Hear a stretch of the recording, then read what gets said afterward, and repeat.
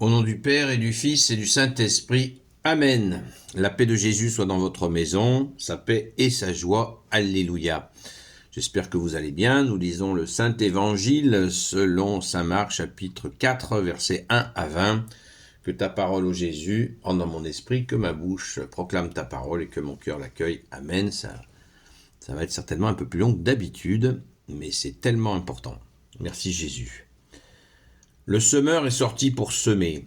De nouveau, Jésus s'était mis à enseigner sur les bords du lac. La foule s'y rassemble autour de lui en tel nombre qu'il monte dans une barque où il peut s'asseoir, restant sur la mer, et tout le peuple est sur la rive face à la mer.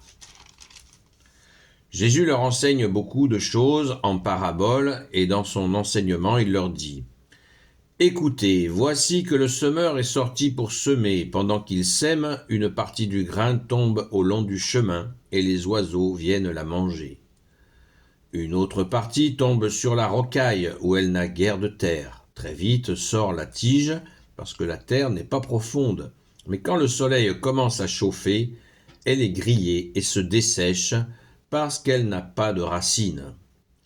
Une autre partie du grain tombe dans les épines. Les épines croissent et l'étouffent, et la graine ne porte pas de fruits. D'autres enfin tombent dans la belle terre et donnent du fruit.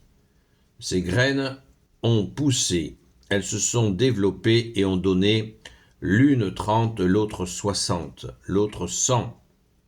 Que celui qui a des oreilles pour entendre, que celui qui a des oreilles pour entendre, entende.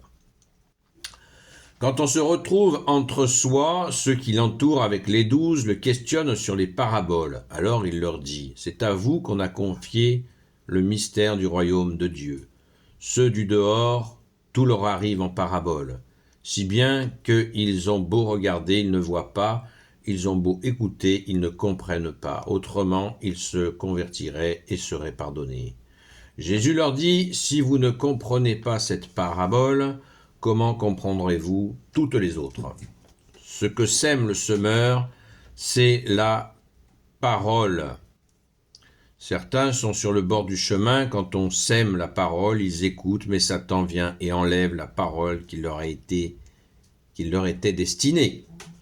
Chez d'autres, on sème sur la pierraille. Ils écoutent la parole et aussitôt l'accueillent avec joie. Mais chez eux, les racines manquent, ils changent avec le temps. Pour peu que vienne une difficulté ou une persécution, à cause de la parole, ils chutent aussitôt. Chez d'autres, on sème au milieu des épines. Ceux-là ont écouté la parole, et puis surviennent les soucis du monde, les illusions de la richesse et tous les autres désirs. Ils étouffent la parole et elle reste stérile. Chez d'autres, on sème en belle terre. Ceux-là ont écouté la parole, ils l'ont accueillie et ils portent du fruit. L'un 30, l'autre 60, l'autre encore 100. Merci Jésus pour ta parole. Alléluia. La parole, semer la parole. Voici que le semeur est sorti pour semer. Qui sème donc la parole ? Eh bien, le semeur, c'est le Père. C'est le Père de Jésus, le semeur. Notre Père. Et la parole est semée, c'est Jésus qui est la parole de Dieu. Merci Jésus, alléluia. Nous avons là l'explication, hier ou avant-hier, je parlais à certains moments, c'est mystérieux. Jésus nous enseigne le mystère. Eh bien sûr, puisque Jésus vient de le dire. Verset 11. Alors il leur dit, c'est à vous qu'on a confié le mystère du royaume de Dieu. Ceux du dehors, tout leur arrive en parabole. Si bien qu'ils ont beau regarder, ils ne voient pas. Ils ont beau écouter, ils ne comprennent pas. Autrement, ils se convertiraient et seraient pardonnés. Qu'est-ce que cela veut dire ? Il y a ceux du dehors et ceux du dedans. Mais oui, puisque Jésus a dit Si vous mettez en pratique ma parole, mon Père et moi viendrons nous faire notre demeure en vous. Donc, quand Jésus donne ces paraboles extérieures, paraboles agricoles, ces paraboles rurales de la nature, eh bien, c'est pour les gens qui sont à l'extérieur. Il ne peut pas leur dire d'emblée les explications qu'il vient de donner aux apôtres et certainement aux disciples qui l'écoutent.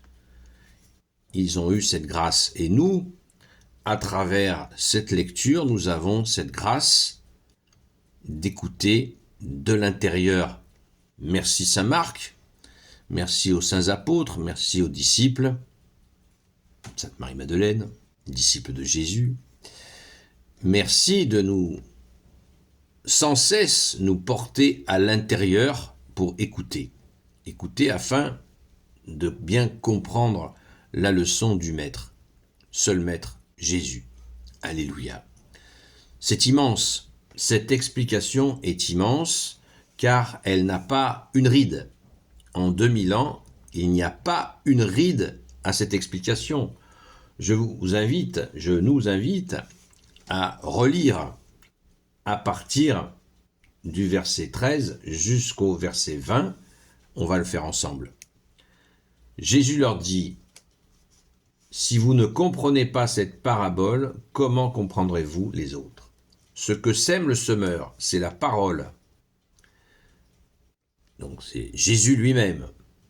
Il envoie son Fils unique. Certains sont sur le bord du chemin quand on sème la parole, ils écoutent, mais Satan vient et enlève la parole qui leur était destinée. Ils sont sur le bord du chemin. Ils ne s'engagent pas dans le chemin.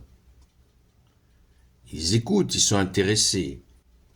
Mais le mauvais est là. Satan veut dire l'ennemi des âmes. Il va faire en sorte que leur intérêt pour la parole disparaisse. Regardez ce qui se passe quand nous avons une grâce que nous attendions depuis longtemps. Regardez en combien de temps le Satan nous enlève la joie de cette grâce que nous attendions depuis si longtemps. Qui fait ça? Qui efface de notre esprit, de notre cœur même, la grâce qui nous a été donnée par Jésus lui-même? C'est le démon.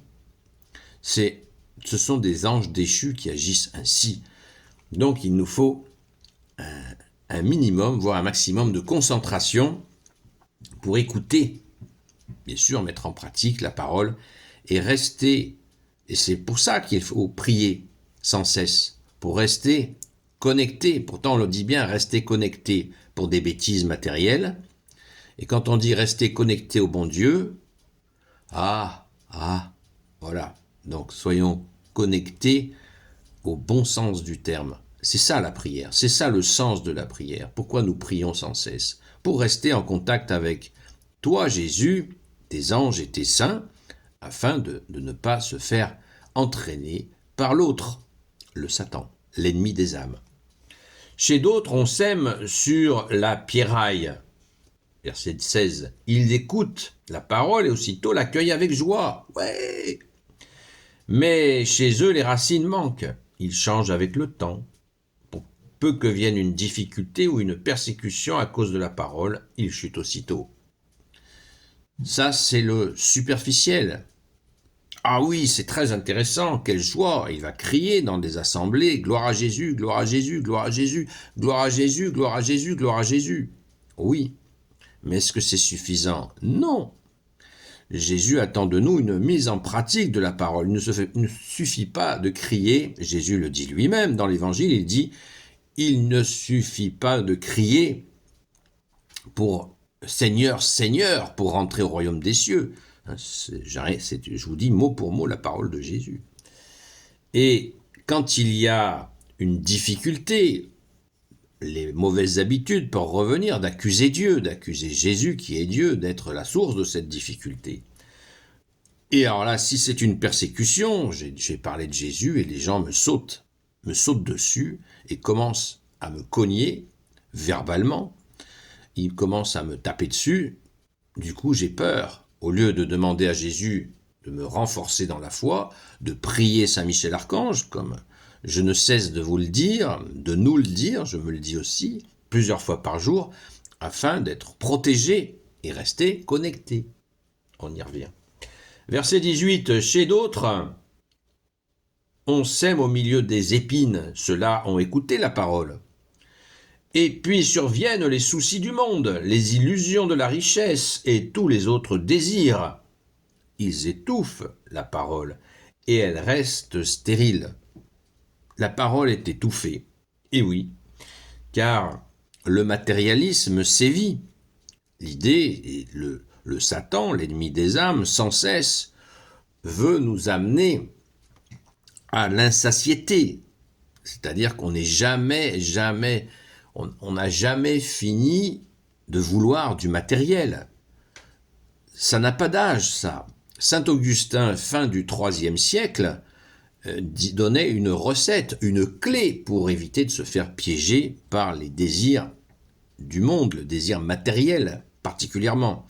Il disait « Apprenez à désirer ce que vous avez, mais pas que matériel. » Quelqu'un qui a une femme ou une femme qui a un homme, eh bien, apprendre à désirer celui que l'on a ou celle qui partage sa vie. Ainsi, le décor tombe.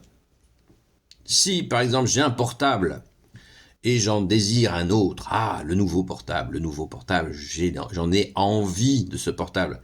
Est-ce que mon portable satisfait à mes besoins ? Si la réponse est oui, pourquoi en changer ? Est-ce qu'il fonctionne ? Oui, pourquoi en changer ? C'est pas utile.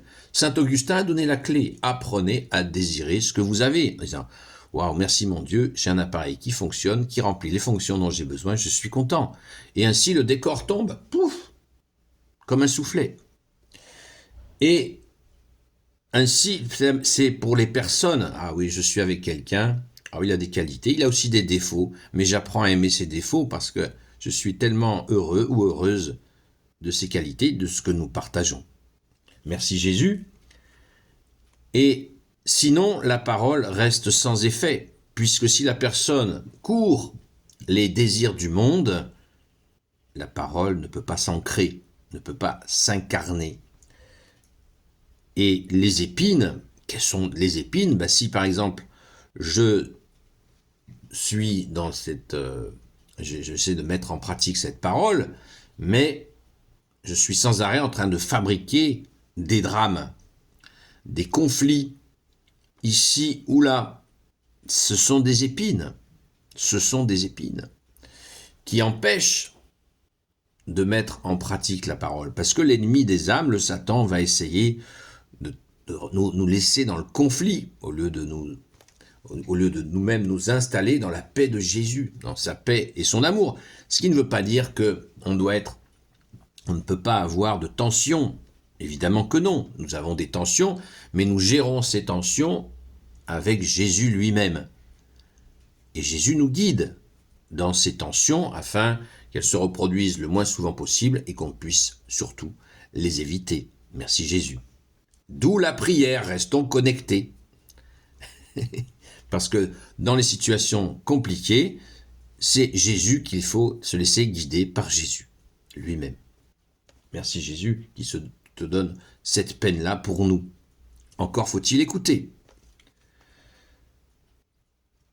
Chez d'autres, sinon la parole restera stérile. Il faut bien le penser, bien en être persuadé, pardon. Chez d'autres, on sème. On arrive à la joie de la réussite, qui ne tient qu'à Jésus. On ne peut réussir que par toi, Jésus. Chez d'autres, on sème en belle terre. Ceux-là ont écouté la parole, ils l'ont accueillie et ils portent du fruit. L'un 30, l'autre 60, l'autre encore 100. Ils l'ont accueilli et ils portent du fruit. Ils l'ont accueilli, ça veut dire quoi ? Ça veut dire ils l'ont mis en pratique. Je répète, chez d'autres on sème en belle terre. Ceux-là ont écouté la parole, ils l'ont accueilli et ils portent du fruit. L'un 30, l'autre 60, l'autre encore 100. Qu'est-ce que c'est que c'est 30, c'est 60, c'est 100. Tout simplement que dans la mise en pratique de la parole de Jésus, il y a des nuances chez les gens. Il y a des gens qui vont un petit peu, moyennement et beaucoup donner du fruit. Jésus ne demande pas à ce que tout le monde soit à fond les manettes, soit dans optimum dans la transmission, dans les fruits. Jésus permet, puisqu'il est amour, justice, miséricorde, qu'il est doux et humble de cœur, comme il nous le dit de lui-même, il permet que des gens aient moins de fruits que d'autres, mais il faut absolument en avoir. On n'a pas le choix que d'en avoir, puisque c'est Jésus lui-même qui, à travers nous, va faire en sorte que ces fruits se manifestent et se réalisent, et c'est extraordinaire. Mais il faut bien comprendre Jésus qui nous dit « Ceux-là ont écouté la parole, ils l'ont accueillie, ils l'ont mis en pratique. Si on ne la met pas en pratique, c'est cuit. » Mais ce qui ne veut pas dire qu'il faut faire du sirop de fraise, à tout accepter, être parfaitement lisse et ainsi tout va rouler. Nous ne sommes pas bouddhistes. Nous ne sommes pas dans ce silence d'absence d'action. Nous agissons avec Jésus.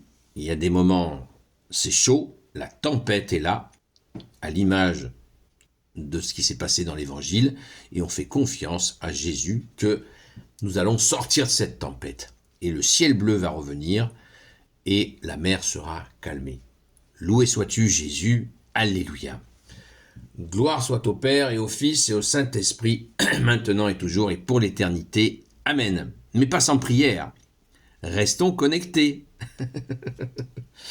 Ô Jésus, toi qui peux tout et qui portes tout, toi le Sauveur, toi l'Emmanuel, je te confie toutes celles et ceux qui regarderont cette vidéo, ainsi que leurs proches, selon ta seule volonté, ô Jésus. Sainte Marie, Reine des cieux, toi l'Immaculée Conception, toi qui écrases le serpent, toi qui as la lune sous tes pas, toi notre Mère, Notre-Dame, Saint Joseph, toi le juste et le saint, toi le sage, toi la terreur des démons, toi le saint gardien de la Sainte Église catholique apostolique, Sainte Marie-Madeleine, notre chère Sainte Patronne, et vous tous les saints et saintes, amis de toi Jésus, Saint Michel Archange, Saint Gabriel Archange, Saint Raphaël Archange, et vous tous les anges qui te servent, ô Jésus, je vous confie toutes celles et ceux qui regarderont cette vidéo, ainsi que leurs proches, selon ta seule volonté, ô Jésus. La paix de Jésus soit dans votre maison. Rendez-vous ce soir de 20h à 22h sur TikTok, Seul Jésus Sauve, sur ce compte-là. Et d'ici là, prions, restons connectés. À très vite.